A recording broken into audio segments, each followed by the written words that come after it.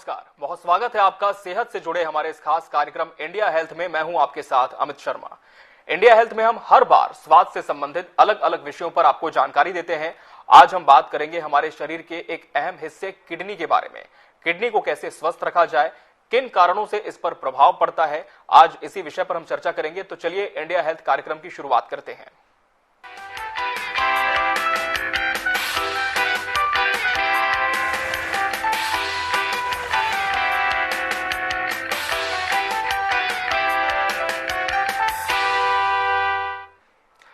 India health में आज के एपिसोड की हमारी खास मेहमान है clinical dietitian HOD of diabetes department MMI hospital Raipur से डॉक्टर जूली पांडे जी, जिन्हें इस क्षेत्र में 10 साल से भी लंबा अनुभव है।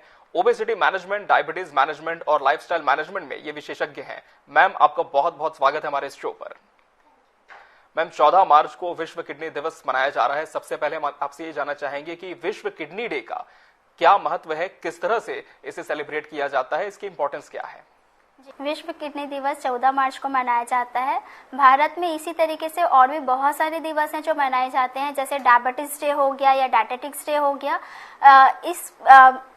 इसका उद्देश्य मेन गवर्नमेंट का ये होता है कि लोगों को उनके ऑर्गन्स को, बॉडी में जो ऑर्गन्स होते हैं उसको लेकर के सचेत करना। उसके बहुत सारे एस्पेक्ट होते हैं जिसके कुछ लाभ भी होती हैं, कुछ हानियां भी होती है, और वो इस तरीके से जो गवर्नमेंट लोगों को जागरूक करती है एक दिवस के रूप में मना के, कि एटलीस्ट एक दिन उस पर्टिकुलर चीज में आप फोकस करिए और उसको आप स्वस्थ बनाए रखिए। जैसे कि 14 मार्च है विश्व किडनी दिवस। अगर हम विश्व किडनी दिवस की बात करें तो इसके पीछे गवर्नमेंट का या फिर हेल्थ सेक्टर का एक मेन एस्पेक्ट होता है कि किडनी के स्वास्थ्य के बारे में लोगों को जागरूक करना, ताकि वो ज्यादा से ज्यादा अपनी किडनी को स्वस्थ बनाकर रख पाए।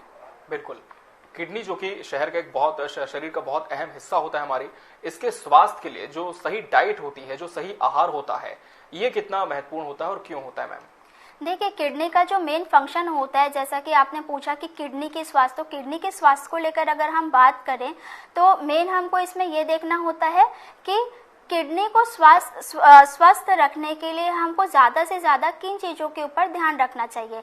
अब अगर हम किडनी की बात करें तो ये कहीं ना कहीं हमारी बॉडी का पार्ट होता है, तो सबसे पहले हमको किडनी के फंक्शन के बारे में पता होना ज़्यादा ज़रूरी है। अब अगर हम किडनी के फंक्शन की बात करें तो किडनी का मेन फंक्शन होता है हमारी बॉडी में जितने भी वेस्ट प्रोडक्ट होते हैं डाइजेशन के थ्रू आउट, उसको बॉडी से फ्लश आउट करना। अब अगर किडनी स्वस्थ है तो वो वेस्ट प्रोडक्ट बॉडी से ज़्यादा अच्छे से फ्लश आउट हो पाएंगे। अगर वो अच्छे से फ्लश आउट होते हैं मतलब आपकी बॉडी हेल्दी वर्क कर रही है। लेकिन अगर वो फ्लश आउट नहीं होते हैं, इन द सेंस कि आपकी बॉडी में वेस्ट प्रोडक्ट का जमाव होने लगता है, और जब वेस्ट प्रोडक्ट का जमाव होने लगता है तो आपको किडनी से संबंधित बीमारी स्टार्ट होने लगती है। और अगर हम किडनी से संबंधित बीमारी की बात करें तो उसके बाद बैक टू बैक आपके बॉडी में जो अदर ऑर्गन है वो भी उससे इफेक्ट होने लगते हैं, क्योंकि हमारी बॉडी में जितने भी ऑर्गन्स है सब एक दूसरे से जुड़े हुए हैं।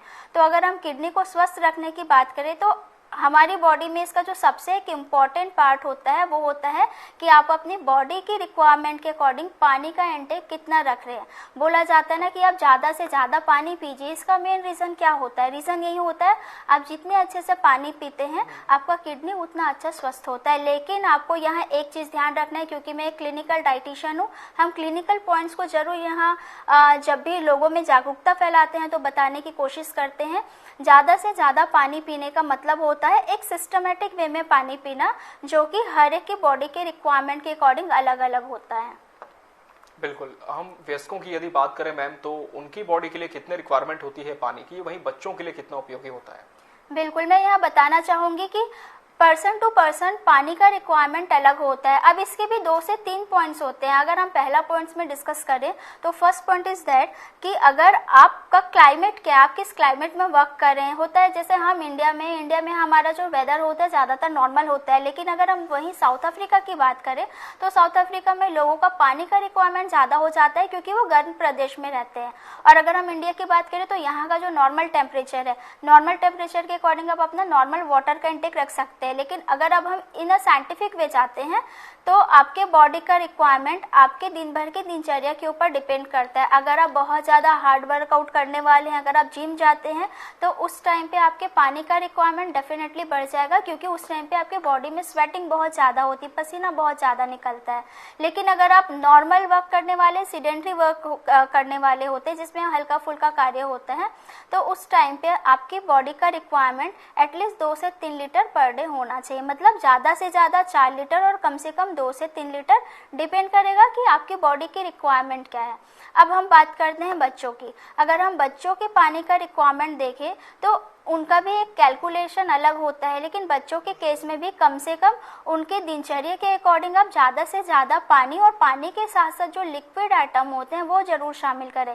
हमेशा हमारा फोकस लिक्विड से होता है कि आपको पानी ज़्यादा पीना है, लेकिन अगर हम बच्चों के केस की बात करें तो बच्चों में लिक्विड में इंक्लूड होता है जूसेस हो गए, आपके डिफरेंट टाइप के शेक हो गए, डिफरेंट टाइप के वेदर के अकॉर्डिंग। तो ये सारे लिक्विड्स भी उनके पानी के, ये सारे भी लिक्विड्स उनके बॉडी के लिए काउंट होते हैं।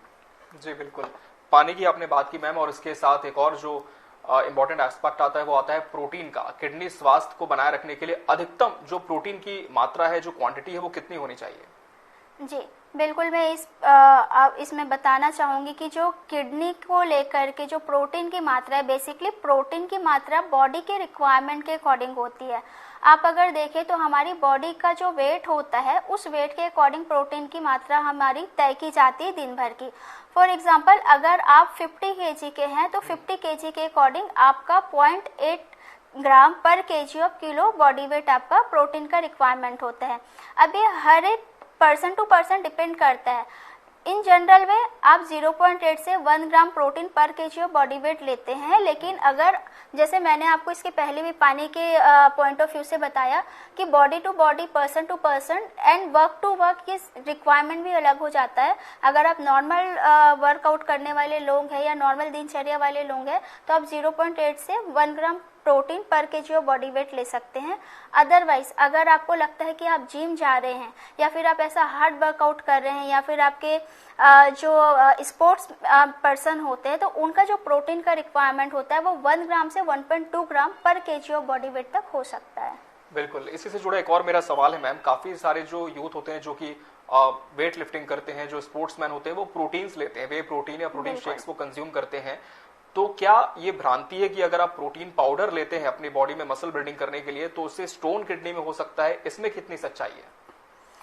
आपका ये जो क्वेश्चन है इसमें बिल्कुल सच्चाई है। जैसा कि हमने अभी इसके पहले वाले क्वेश्चन में मैंने बताया कि प्रोटीन की रिक्वायरमेंट पर्सन टू पर्सन अलग अलग होती है।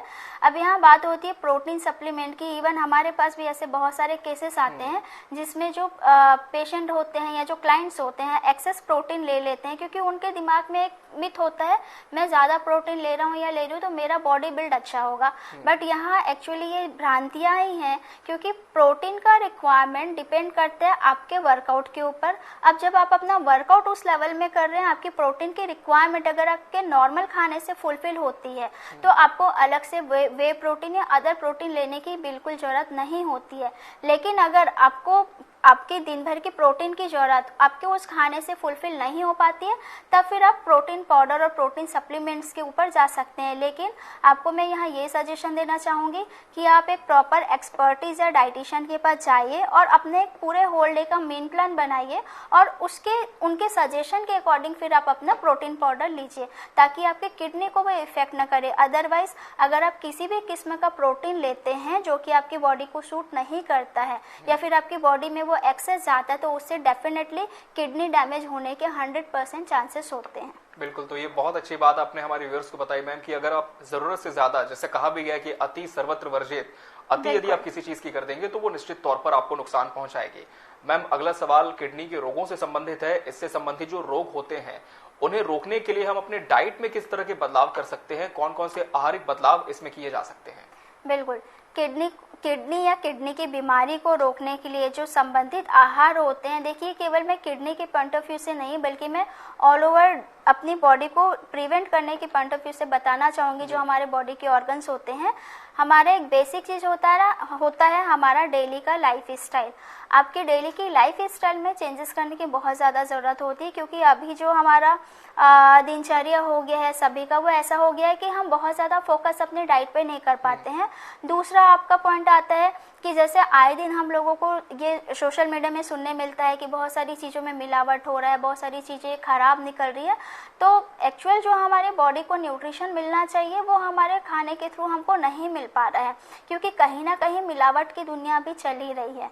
तो इस केस में अगर हम बात करें तो आपका सबसे पहले आप अपनी लाइफ स्टाइल चेंज करिए। लाइफ स्टाइल चेंज करने के अलावा जो बेसिक हमारे 3 मील होते हैं, 3 major meal, breakfast, lunch and dinner, कोशिश करिए कि ये 3 मील हम घर का बना हुआ ही खाना लें, और साथ ही साथ हमारा वाटर इंटेक इसमें हम अच्छा रखें, सो दैट किडनी के अलावा हमारे बॉडी के ऑल ओवर जो ऑर्गन है वो प्रिवेंट हो पाए और स्वस्थ रह पाए। इसका रीज़न ये है, लाइफ स्टाइल अगर हमारी गड़बड़ होती है और लाइफ स्टाइल से रिलेटेड जो डिजीज होती है वो बेसिकली क्या होती है, डायबिटीज और बीपी।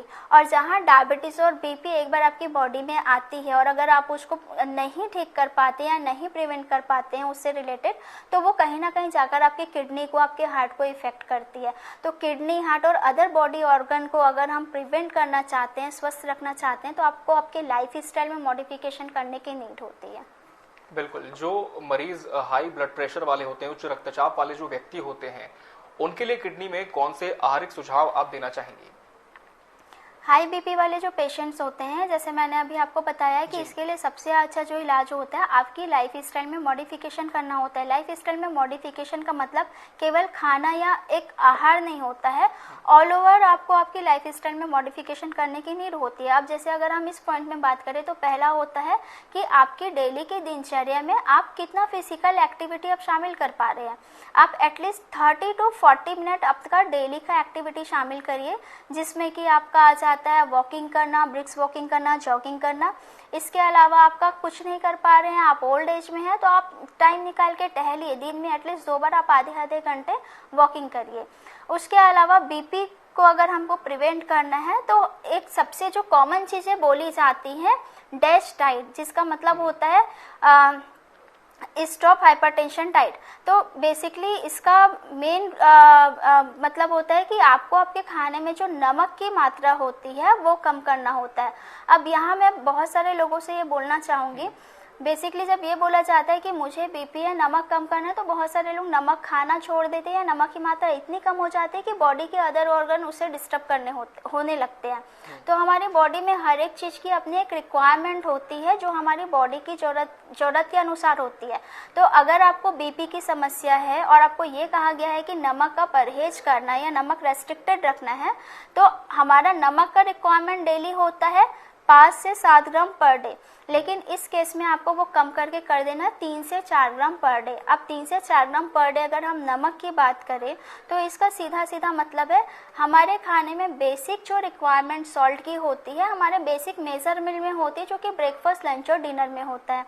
पर इसके अलावा जो हम बेकरी आइटम्स ले रहे हैं, जो हम जंक फूड्स ले रहे हैं, समटाइम हम एक्स्ट्रा सॉल्ट ले रहे हैं और हम बहुत ज़्यादा पिकल्स का यूज़ कर रहे हैं, इस टाइप की चीज़ें हमको अपने खाने से कट डाउन करनी होगी, जिससे कि हम हमारे खाने से जो एक्स्ट्रा नमक है या एक्स्ट्रा सोडियम का कंजप्शन कर रहे हैं वो हम खाने से अगर एलिमिनेट करते हैं तो हमारा बीपी से काफ़ी हद तक कंट्रोल हो सकता है। ये आती है बात नमक की। सेकेंड पॉइंट आता है कैफीन और कैफीन वाली चीज़ों की, जिसमें सबसे कॉमन चीज़ होती है चाय।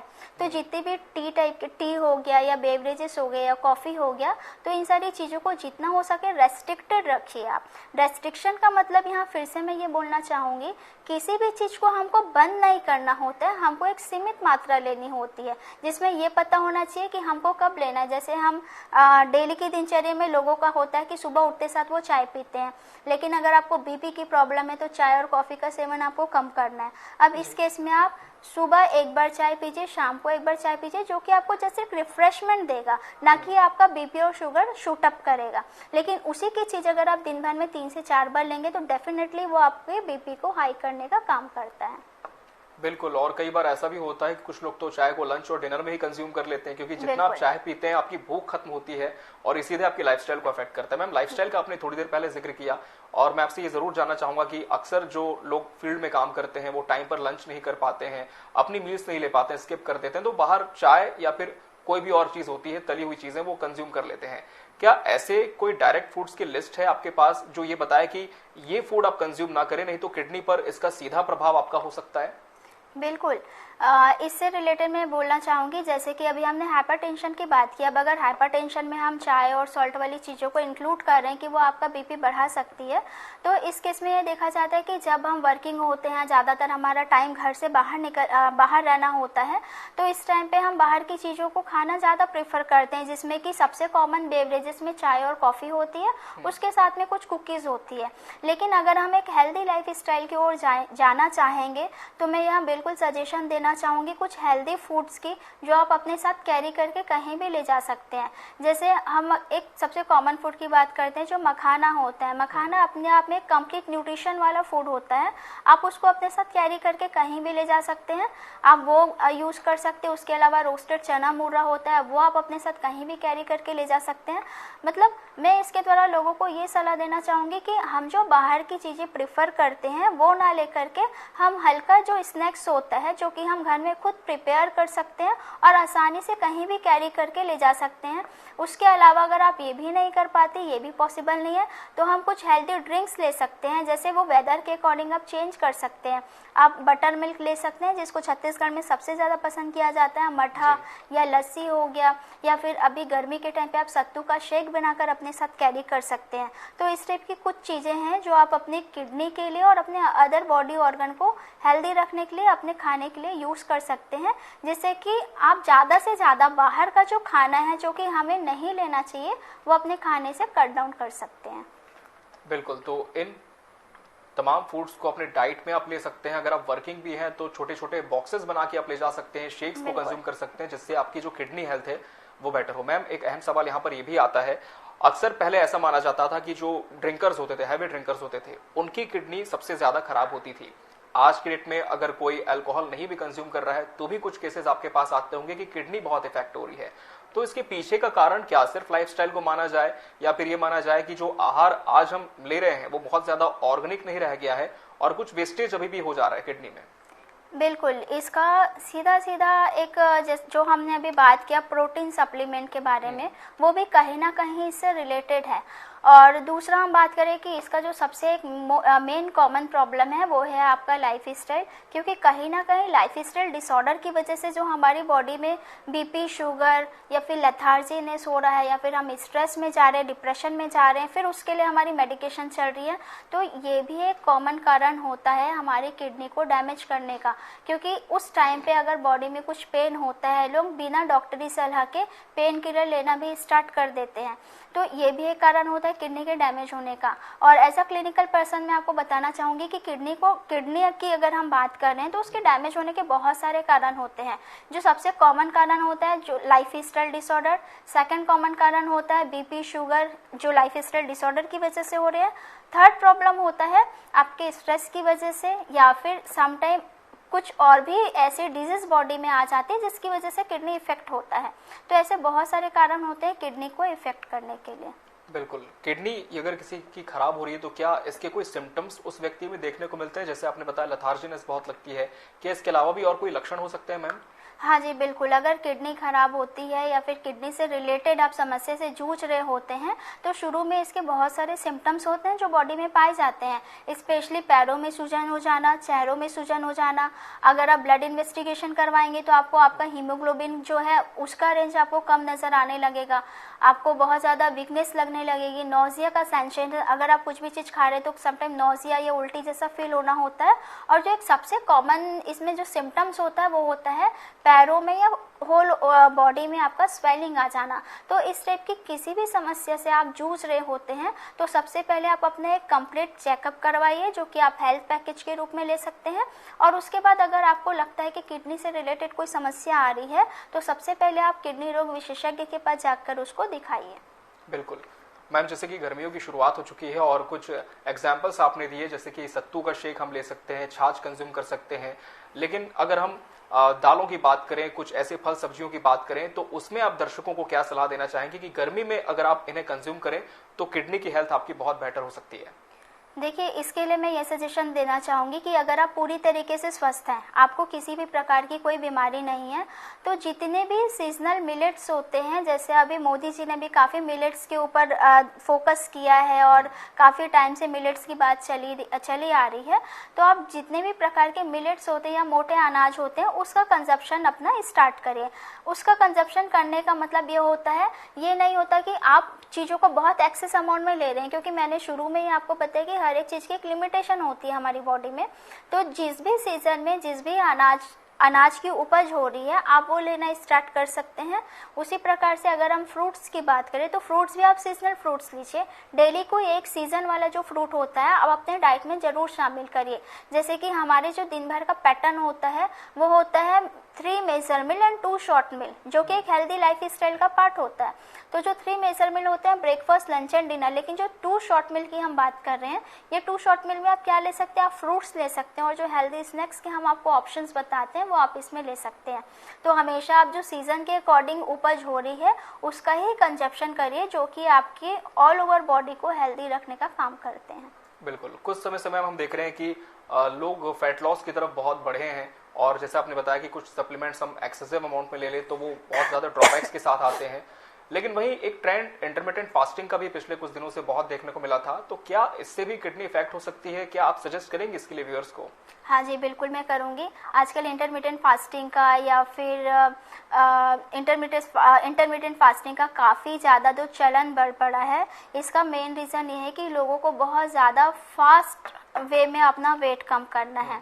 ठीक है, तो ये जो चीज़ है इंटरमिटेंट फास्टिंग, ये सदियों से चली आ रही है। अगर हम एक तरीके से देखें तो ये आयुर्वेद के टाइम से चली आ रही है। अगर आयुर्वेद में हम जाते हैं तो आप उसमें देखेंगे, उसमें ये सीधा बोला गया था कि आप सुबह सुबह अपना खाना अच्छा रखिए और शाम दिन ढलने के पहले अपना खाना खत्म कर दीजिए। तो ये आज की डेट में ये जो इंटरमिटेंट फास्टिंग है, कहीं ना कहीं इसी का ही बदला हुआ रूप है। लेकिन अगर हम इंटरमिटेंट फास्टिंग की बात करें तो ये सेल्फ अगर आप कर रहे हैं घर में फॉलो, तो ये डेफिनेटली आपकी बॉडी के लिए हार्मफुल हो सकता है, क्योंकि इसमें न्यूट्रिशनली बॉडी में काफ़ी सारी डेफिशिएंसीज आने स्टार्ट हो जाती हैं। तो बेटर है, जब आप इंटरमिटेंट फास्टिंग करना चाहते हैं वेट कम करने के लिए, चाहे आप 8 घंटे का करें, 16 घंटे का करें या 12 घंटे का करें, तो अपने हेल्थ एक्सपर्ट से पूछकर, अपने डाइटिशियन के से पूछकर इसको प्लान करें, सो दैट एक बैलेंस न्यूट्रिशन इसमें शामिल हो। क्योंकि इसके जो साइड इफेक्ट होते हैं, कहीं ना कहीं आपकी बॉडी इंटरमिटेंट फास्टिंग में स्टारवेशन पीरियड में चली जाती है। स्टारवेशन पीरियड एक वो पीरियड होता है जो लंबे टाइम तक आपका बॉडी भूखा रहता है, और उस टाइम पे जो बॉडी में हार्मोनल चेंजेस होते हैं, वो चीज़ आपके बॉडी के अदर ऑर्गन को कहीं ना कहीं इफेक्ट करते हैं। तो वो चीज़ जो आपकी बॉडी के अदर ऑर्गन है, वो उससे इफेक्ट ना हो या प्रभावित ना हो, उसके लिए आपको उसके कंप्लीट एक प्लान होता है। वो आप आपकी जो न्यूट्रिशंस है या फिर जो आपके डाइटिशियंस है उनसे पूछ कर बनवाएं, ताकि आप हेल्दी वे में इंटरमिटेंट फास्टिंग करके अपना वजन कम कर पाए और आपके शरीर को कोई नुकसान भी ना हो। बिल्कुल मैम। जैसे कि डिटॉक्स की भी बहुत बात की जाती है, क्या कोई ऐसे डिटॉक्स ड्रिंक्स या फिर फ्रूट्स हो सकते हैं मैम जो कि किडनी के लिए बहुत ज़्यादा बेनिफिशियल हो? हाँ बिल्कुल। अगर हम डिटॉक्स ड्रिंक की बात करें तो आजकल काफ़ी ट्रेंड रहा है डिटॉक्स ड्रिंक का, और डिटॉक्स ड्रिंक बेसिकली लेना भी चाहिए, क्योंकि आपकी ऑल ओवर बॉडी को डिटॉक्सिफाई करने का काम करते हैं और पूरे दिन भर के लिए आपकी बॉडी में एक एनर्जी देने का काम करते हैं, और आपका बॉडी से काफ़ी लाइट फील भी होता है। तो इसके लिए होता है, जब आप मॉर्निंग सो करके उठते हैं तो उस टाइम पे डिटॉक्सिफाई जो ड्रिंक होता है या डिटॉक्स ड्रिंक होता है, वो लेना सबसे ज़्यादा बेनिफिशियल माना जाता है। जैसे मैं आपको बोलना चाहूँगी, अभी बहुत सारे ट्रेंड चल रहे हैं डिटॉक्स ड्रिंक के। कोई लौकी का जूस बनाकर ले रहा है, कोई मॉर्निंग एप्पल साइडर विनेगर ले रहा है, या फिर डिफरेंट टाइप के जो कुकुम्बर खीरा है उस चीज़ को लेकर के वो डिटॉक्स ड्रिंक बना रहा है। तो इस टाइप के जो डिटॉक्स ड्रिंक होते हैं आप ले सकते हैं। एक सबसे सिंपल डिटॉक्स ड्रिंक ये होना चाहिए कि आप ओवरनाइट कुछ जो फ्रूट्स होते हैं या फिर जैसे जो वेजिटेबल्स होते हैं लाइक कुकुम्बर हो गया, आपके मिंट लिप्स हो गए, आप उसमें चिया सीड्स भी ऐड कर सकते हैं, पिंच वाइज आप जीरा ऐड कर सकते हैं, पिंच वाइज आप ब्लैक सॉल्ट ऐड कर सकते हैं, या फिर अगर आप सॉल्ट ऐड नहीं करना चाहते तो आप उसमें लेमन ऐड कर सकते हैं। तो ये जो एक ओवरनाइट सोकिंग होती है वेजिटेबल या फ्रूट्स की, मॉर्निंग उठ करके उसको लेना आपकी बॉडी के लिए काफ़ी ज़्यादा हेल्दीफुल होता है। बिल्कुल मैम, इस बार की जो थीम है किडनी डे की, वर्ल्ड किडनी डे की, किडनी हेल्थ फॉर ऑल रखी गई है। आपकी तरफ से कोई मैसेज जो इस किडनी डे पर आप हमारे व्यूअर्स को देना चाहें? हाँ बिल्कुल, मैं यहाँ देना चाहूँगी। जैसे कि हम हेल्थ केयर सेक्टर से हैं और हम समय समय पर लोगों को जागरूक करते रहते हैं हेल्दी चीज़ों के लिए, ताकि ऑल ओवर उनकी बॉडी हेल्दी रह सके। और अगर किडनी डे की हम बात करें तो किडनी डे में मैं ज़रूर यहाँ लोगों को ये सलाह देना चाहूँगी, किडनी को स्वस्थ बनाए रखना है तो ज़्यादा से ज़्यादा पानी पीजिए आप, ताकि किडनी का अपना फिल्ट्रेशन का काम अच्छा चलता रहे। दूसरा, जितने भी सीजनल फ्रूट्स हैं आप उसका सेवन करिए, सीजनल वेजिटेबल्स का सेवन करिए। बाहर के जितने भी जंक फूड होते हैं, प्रिजर्वेटिव आइटम होते हैं, उसको ज़्यादा से ज़्यादा आप अवॉइड करिए। आप उसका रिप्लेसमेंट अपने घर के खाने की चीज़ों में ढूंढिए, जिससे कि आपका जो हेल्दी जो आपका लाइफस्टाइल डिसऑर्डर्स होते हैं वो ना हो, और जिससे कि आपके किडनी के साथ साथ अदर जो ऑर्गन है वो भी स्वस्थ रह पाए। बिल्कुल, तो आज हमने वर्ल्ड किडनी डे के मौके पर जाना कि किस तरह से आप अपने किडनी का क्योर कर सकते हैं, कौन कौन से खानों को आपको कंज्यूम करना है और किन चीज़ों को आपको अवॉइड करने की जरूरत है। हमारे साथ एमएमआई हॉस्पिटल से डॉक्टर जूली पांडे मैम जी थी। मैम, आपका बहुत बहुत धन्यवाद हमसे इस कार्यक्रम में जुड़ने के लिए और दर्शकों को तमाम जानकारी देने के लिए। तो इसी के साथ इंडिया हेल्थ के आज के इस एपिसोड में फिलहाल इतना ही। मुझे दीजिए इजाजत, नमस्कार।